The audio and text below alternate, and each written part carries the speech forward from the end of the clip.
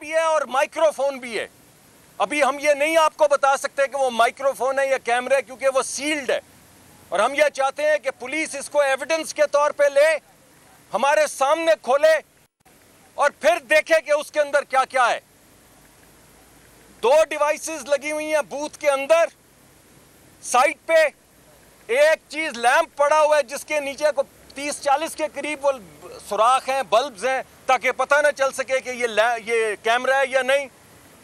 और 2 कैमरे ऊपर लगे हुए हैं। ये है जनाब इस मुल्क की डस्का नंबर 2। पहले तो धुंध थी तो वोट के डब्बे और प्रिजाइडिंग अफसर दोनों गायब हो गए। आज क्योंकि इस्लामाबाद में आप लोगों की वजह से धुंध नहीं है, कैमरे चल रहे हैं, तो जरा अंदर जाके सिर्फ देखने पे सारी हकीकत इलेक्शन की आज आपके सामने आ गई है। और वो जो कह रहे हैं ना कि कोई इन्फ्लुएंस नहीं है, ये है वो इन्फ्लुएंस। ये कैमरे किसने लगाए हैं? ये कैमरे किसके लिए लगाए गए हैं? ये क्या एविडेंस इकट्ठा कर रहे हैं? सुप्रीम कोर्ट ऑफ पाकिस्तान, जिसने ये कहा था कि ये इलेक्शन आर्टिकल 226 के तहत है और ये एक आईनी इलेक्शन है, इस वजह से ये आईनी इलेक्शन खुफिया बैलेट के जरिए होगा, तो ये एहतमाम किया गया है, ये चीज धज्जियां उड़ाई गई हैं उस फैसले की जो सुप्रीम कोर्ट ऑफ पाकिस्तान ने किया था। ये है वो खुफिया बैलेट। मैं चाहूंगा कि मुस्तफ़ा नवाज खोखर साहब भी अपनी राय का कुछ इजहार कर दें और फिर आपके सवालात ले लेते हैं। बिस्मिल्लाहिर्रहमानिर्रहीम।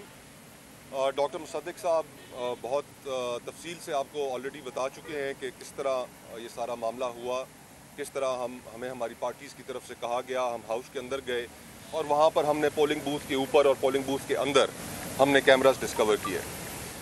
ये तो इसके फैक्ट्स हैं।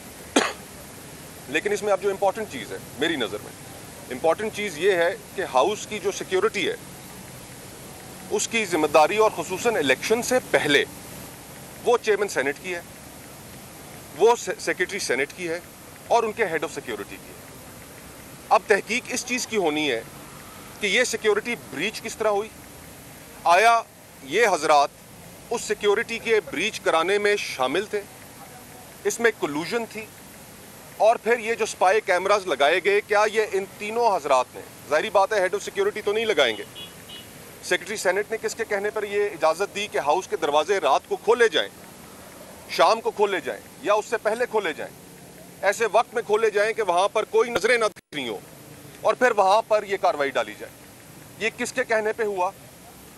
और अब ये जिम्मेदारी चेयरमैन सेनेट, जो इस वक्त मौजूदा चेयरमैन सेनेट हैं, वो जो आज उम्मीदवार हैं, अगर ये वहाँ पर इलेक्शन की जो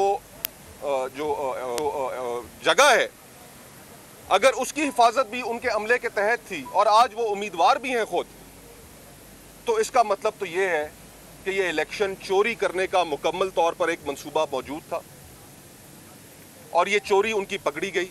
अब इस चोरी के जिम्मेदारों का तयन करना है कि वो जिम्मेदार कौन है और किन लोगों को साथ शामिल करके ये कार्रवाई डाली गई। हम अभी इसके ऊपर एक मुशावरत करेंगे, ओथ टेकिंग हो जाए, उसके बाद फारूक नाइक साहब भी वहाँ पर मौजूद हैं, इस दफ़ा और भी दीगर वकला भी हाउस के अंदर मौजूद हैं। इसके ऊपर हम मुशावरत करेंगे कि क्या इसको हाउस खुद इन्वेस्टिगेट करे, कुछ सेनेटर्स की एक कमेटी बना के, या इसको पुलिस इन्वेस्टिगेट करे। इलेक्शन एक्ट 2017 के तहत सीक्रेसी ऑफ वोट के साथ टेम्पर करना ये एक जुर्म है और उस जुर्म की एक सज़ा भी मुतय्यन है। ये सज़ा किन किरदारों को मिलनी चाहिए, कौन किरदार इसके अंदर सारे शामिल थे, जो इसका सरेदस्त जो सारा का सारा निशाना है, जो चीज़ें रुख इख्तियार की हुई हैं, वो चेयरमैन सेनेट और सेक्रेटरी सेनेट और हेड ऑफ सिक्योरिटी जो है सेनेट के, उनकी जानिब है। तो अभी इसके ऊपर हम मज़ीद मुशावरत करेंगे ओथ टेकिंग के बाद कि आया हम पुलिस के बुला के उनके हवाले ये करें या सेनेट इसको खुद इन्वेस्टिगेट करे। ये अभी बाकी है। बाकी जो हकीकत थी वो सारी आपके सामने रख दी गई है। एक अहम चीज़ मैं दरख्वास्त करना चाहता हूँ इस मौके पे इलेक्शन कमीशन से, क्योंकि इलेक्शन कमीशन वो जो बूथ की जिम्मेदारी है, कानूनी तौर पे तो मैं नहीं जानता, लेकिन मेरा ख्याल है कि किसी हद तक जिम्मेदारी इलेक्शन कमीशन की भी है। तो मैं ये चाहूँगा कि इलेक्शन कमीशन इसका नोटिस लें और जिस तरह बाकी चीज़ों पे एक अच्छे तरीके से वो आगे बढ़ रहे हैं, इसका नोटिस लेके इस पे भी आगे बढ़ें। हमारा ज़ाती ये ख्याल है कि ये 62-63 का केस है, यानी जिसने भी ये किया है ना वो अमीन है और ना वो सादिक है। उसको ताहयात उसकी रुकनियत किसी भी पब्लिक ऑफिस से ख़त्म होनी चाहिए इस अमल के बाद। तो मेरी दरख्वास्त है सुप्रीम कोर्ट से, जिन्होंने हुक्म दिया था कि ये सीक्रेट बैलेट होगा, हमने तमाम हक़ाइक़ आपके सामने रख दिए हैं और हमें उम्मीद है कि सुप्रीम कोर्ट इसका नोटिस लेगा।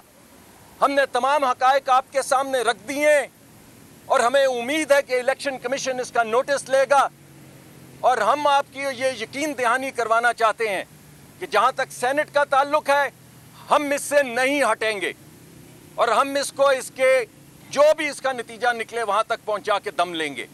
मगर बड़े शर्म का मुकाम है कि एक तरफ इलेक्शन लड़ने आए हैं, दूसरी तरफ कैमरे लगा रखे हैं। इससे आपको एहसास होगा कि हुकूमत को कितना एतमाद है अपने लोगों पे। और पिछला इलेक्शन, इससे आपको पता चलेगा कि किस किस्म की हॉर्स ट्रेडिंग इस मुल्क में हो रही है। जहां पे खैबर पख्तूनख्वा में पैसे सामने नजर आए तो पीछे के पीटीआई, जहां पे पैसे पीछे बैग में पड़े हों तो आगे पीटीआई, और चोर बाकी सब जमातें। ईमानदार सादिक और अमीन इमरान खान साहब, बाकी सब चोर। मगर जहां नोटों की गड्डी हो वहां पीटीआई, जहां पे कैमरे लगे हों वहां पे पीटीआई, जहां पे सौदागरी हो रही हो वहां पे पीटीआई। आपको इतना एतमाद नहीं है, आपको अपनी पूरी पार्टी में से एक बंदा चेयरमैन सेनेट या डिप्टी चेयरमैन के लिए नहीं मिला। आपने लोगों के कैंडिडेट, दूसरी पार्टियों के कैंडिडेट खड़े किए। आपको इतना एतमाद नहीं कि अगर किसी को खान साहब इलेक्शन लड़वाने के लिए या लड़ने के लिए कहते हैं तो पार्टी वोट देगी।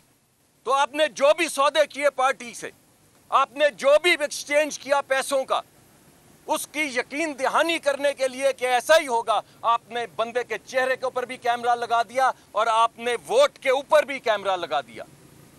ये है भाईजान हाइब्रिड रूल की डेमोक्रेसी। सेनेटर मुस्तफा नवाज मोहम्मद साहब, ये बताइएगा कि मुस्लिम लीग नून तो कल से कह रही थी कि जो एम्पायर्स हैं वो न्यूट्रल नहीं है और कॉल्स आ रही हैं। आज भी साबिक वज़ीर-ए-आज़म शाहिद खाकान अब्बासी साहब ने ये कहा, लेकिन रिपीटेडली जो साबिक प्राइम मिनिस्टर हैं यूसुफ रज़ा गिलानी और अभी जो उम्मीदवार हैं चेयरमैन सेनेट के लिए, वो कहते हैं कि अभी तक न्यूट्रल हैं। तो आपको आज के वाक़े के बाद आप ये कह सकते हैं कि जो एम्पायर्स हैं वो न्यूट्रल हैं?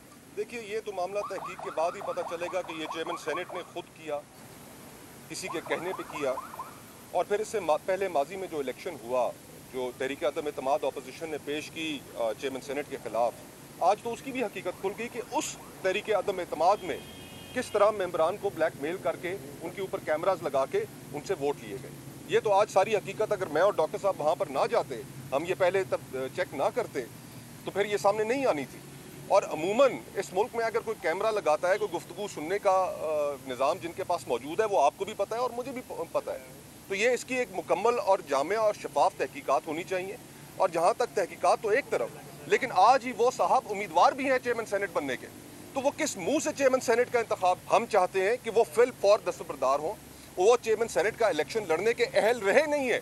और अगर वो दस्तबरदार नहीं होते तो हमारे पास तमाम आईनी फोरम्स भी मौजूद हैं जिसमें क्रिमिनल इन्वेस्टिगेशंस भी होंगी।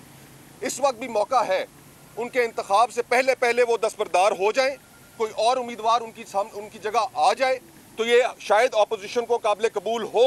लेकिन इसकी जो क्रिमिनल इन्वेस्टिगेशन है उसमें जिम्मेदारों का तयन जरूर होना चाहिए कि वो कौन लोग थे जिनको हाउस की चाबी दी गई रात के पिछले पहर या शाम को, जिस वक्त कोई आंखें ना देख रही हो, वो हाउस के अंदर घुसे। कैमरास यहाँ पर मौजूद हैं, ये पता चल जाएगा कि कौन साहिबान यहाँ पर आए, किनका इस सारे मामले से ताल्लुक था, और ये सारी एविडेंस इकट्ठी करके ये बात बहुत दूर तक निकल जाएगी। इस वक्त चेयरमैन सेनेट को फौरन दस्तबरदार हो जाना चाहिए और उनकी जगह हुकूमती इत्तेहाद को किसी और को नॉमिनेट करना चाहिए। डॉक्टर साहब ये बताएं कि कल जो है हुकूमती सेनेटर्स के डिनर में जो है हल्फ लेने की बात तक पहुंच चुकी है। क्या हुकूमत बहुत ज़्यादा खौफजदा, और अपोजिशन के अब तक कितने सेनेटर्स जो हैं जो नंबर पूरे हो चुके हैं इस्लामाबाद, तमाम सेनेटर्स पहुँच चुके हैं? जी, हमारे तमाम सेनेटर्स पहुँच चुके हैं, इस वक्त हाउस में मौजूद हैं और इंशाअल्लाह हमारा जो भी काउंट है वो हमें वोट ज़रूर मिलेगा। हमें इस बात का कभी इम्कान है। जो कल से शाम से जो रूमर्स चल रही थी कि हुकूमत के अंदर बौखलाहट है और वो ओथ लेने को तैयार नहीं है, जो भी मामलात हुकूमती पार्टी के अंदरूनी मामलात जो आपके ज़रिए हम तक पहुँच रहे थे, आज अगर किसी को शक था तो वो शक दूर हो जाना चाहिए। अगर आपको यकीन है अपने कैंडिडेट्स पे, आपके कैंडिडेट्स ओथ लेने को तैयार नहीं है और आपके यकीन की कैफियत ये है कि आपने कैमरे लगा रखे हैं चेहरे पे भी और वोट के ऊपर भी, और माइक्रोफोन लगा रखे हैं, यानी हो सकता है ये भी कहा गया हो कि वोट डालने के बाद बेटा कहना है माइक्रोफोन के अंदर कि ये मेरी तस्वीर, मैंने वोट डाल दिया है। अब आपको पता चला है कि सीक्रेसी ऑफ वोट क्यों इंपॉर्टेंट है। अब आपको पता चला है कि सुप्रीम कोर्ट ने क्यों कहा था कि वोट जो है वो सीक्रेट होना चाहिए। जो वोट नहीं डाले, आपको क्या मालूम नहीं उनके साथ क्या होता है? आपने नैब के मुकदमे नहीं होते देखे उन लोगों पे? आपने देखा नहीं है कि कैसे गाड़ियों में से 30-35 किलो हेरोइन निकलती है अगर आप बात ना माने तो ये जो सीक्रेट टेप्स बनती हैं, ये जो नैब के मुकदमात बनते हैं, ये जो आपके ऊपर हेरोइन डाली जाती है या दीगर मुकदमात किए जाते हैं या आपके कारोबार बंद किए जाते हैं, ये तस्वीर इस्तेमाल की जाती हैं लोगों को फोर्स करने के लिए कि वो अपने ज़मीर की आवाज़ ना सुने, कोई और आवाज़ सुने। तो मैं तो चेयरमैन सेनेट साहब जो हमारे पुराने हैं क्या कहूँ मैं, उनसे यही कहूँगा कि काबे किस मुंह से जाओगे गालिब, शर्म तुमको मगर नहीं आती। चले, बहुत बहुत शुक्रिया। सब्सक्राइब करें और बेल दबाएं ताकि कोई खबर रह न जाए।